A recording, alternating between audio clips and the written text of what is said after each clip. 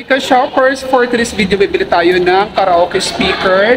Kasama natin si May, ayan, and then si Catherine. So, bibili tayo ng speaker and of course, papasampulin natin si May mamaya na kumanta kasi balita ko, maganda daw ang boses niya, kaya malalaman natin mamaya. Let's find out.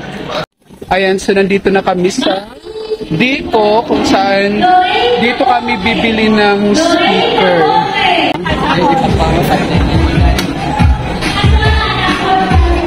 Alright, so ito yung mga speaker, marami.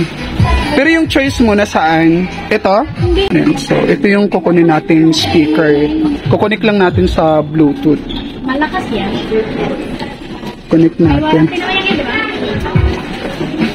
882. Asan yung mic, kuya? 882. Ito na.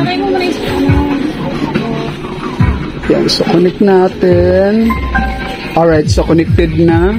Mga ano niya, pag-operate, yung mga pinaka mga button.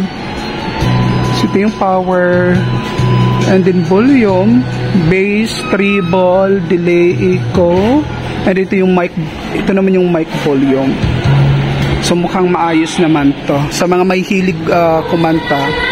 Portable, so meaning to say anywhere pwede mong dalhin. So pakinggan natin yung ano.